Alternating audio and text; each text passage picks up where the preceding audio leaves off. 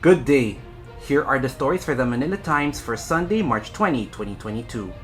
President Rodrigo Duterte's Build, Build, Build program drew mixed responses from the 9 presidential candidates who participated in the Commission on Elections sponsored debate on Saturday night. Former Malacanang spokesman Ernesto Ernie Abella, Manila Mayor Francisco Isko Moreno Domagoso, former Defense Chief Norberto Gonzales, Senator Panfilo Ping Lacson, businessman Faisal Mangondato, Dr. Jose Montemayor, Senator Emmanuel Manny Pacquiao, and Vice President Maria Leonor Leni Robredo attended the COMELEC's first presidential debate at the Sofitel Philippine Plaza in Pasay City. Missing was former Senator Ferdinand Bongbong Marcos Jr.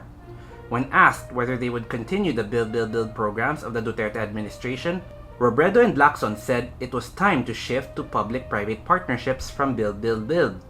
Pacquiao, Domagoso, Abella, Gonzales, Montemayor, and Magondato said they would continue the Build, Build, Build program, although some of the candidates indicated that there would be some improvements. Labor leader Leo Degario Caliotti de Guzman said the Build, Build, Build program has only led to raising the national debt, which by the end of President Rodrigo Duterte's term would have ballooned to 13.4 trillion pesos. Whoever wins the presidential election on May 9 should prioritize reforms in foreign policy, healthcare, property rights, the rule of law, and governance, panelists at an investment forum said. When asked what the next president's first order of business should be when he or she takes office on June 30, Rizal Commercial Banking Corporation's chief economist Michael Ricafort said it should be improving foreign policy. 2 days after he snubbed the debate sponsored by the Commission on Elections, frontrunner Ferdinand Bongbong Marcos Jr. will join Go Negosyo's candidate talks, together with his rivals in this year's presidential race. Presidential Advisor for Entrepreneurship Jose Maria Joy Concepcion III said for the first time in this year's national elections, all the candidates for Philippine President will participate in the same series of broadcast interviews. Go Negosyo's Candidate Talks, Negosyo, Trabajo at Kalusugan series, which will begin on Monday, has rounded up all 10 candidates for the country's highest post. Concepcion, founder of Go Negosyo, will join journalist and news anchor Cheryl Cosim to ask some of the candidates about their plans should they become the country's next president. Marcos will be joined by fellow candidate Jose Montemayor Jr. They'll be followed by Senator Emmanuel Manny Pacquiao and Labor leader Leo Degario Caliotti de Guzman on March 22, Senator Panfilo Lacson and former Defense Chief Norberto Gonzales on March 23, and Manila Mayor Francisco Isko Moreno Domagoso and former Palace spokesman Ernesto Abella on March 24. Rounding up the series will be Vice President Maria Leonor Leni Robredo and Faisal Mangondato on March 25. Criminal complaints were filed before the Department of Justice against the suspected perpetrators of the disappearance of 34 enthusiasts of e-sabong or online cockfighting.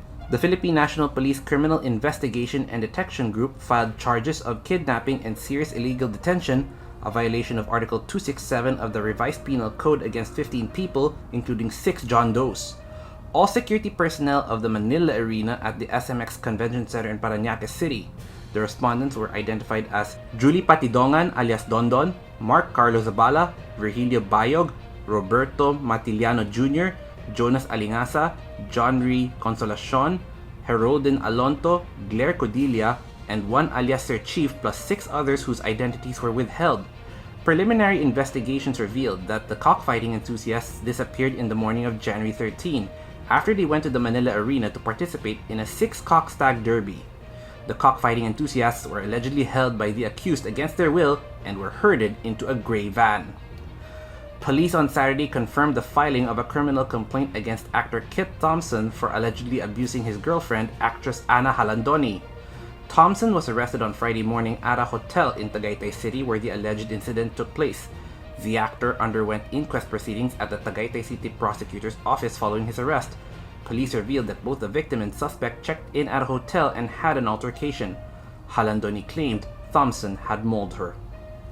In business, while reducing the country's debt remains a top objective for the government, curtailing infrastructure investment is not an option, the Department of Finance said. In an economic bulletin released on Saturday, it said the 3 major credit rating agencies, Fitch Ratings, Moody's Investors Service, and S&P Global Ratings, are keeping a close eye on the Philippines' debt management. The agency noted that, by the end of 2021, the national government debt had risen to 60.5% of the country's gross domestic product. mainly due to pandemic-related spending from 39.6% prior to the health crisis. In sports, the National Collegiate Athletic Association Season 97 Seniors Basketball Tournament is set to commence on March 26 at the LaSalle Green Hills, with the opening ceremony set at 2:30 p.m. Serving as the first game of the season bannering the theme Stronger Together Buang Puso is the battle between host the LaSalle College of St. Benilde Blazers and defending champion Colegio de San Juan de Letran Knights at 3:30 p.m. Capping off the opening day is the contest between the San Beda Red Lions and Lyceum of the Philippines University Pirates at 7:05 p.m. The games will be held every Tuesday, Wednesday, Friday, Saturday, and Sunday with 2 games each game day. Marlon Ronquillo is today's front page columnist as he tackles on how a leader missing debates led to a country's mess. Today's editorial discusses the election of a new South Korean president who has a more hardline stance against North Korea. Read the full version on the paper's opinion section or listen to the Voice of the Times. For more news and information, get a copy of the Manila Times on print, subscribe to its digital edition, or log on to www.manilatimes.net. Follow us on Twitter, Facebook, or Instagram, and keep up with the Times. On behalf of the Manila Times, this is Arik John Seco reporting. Have a safe and blessed Sunday.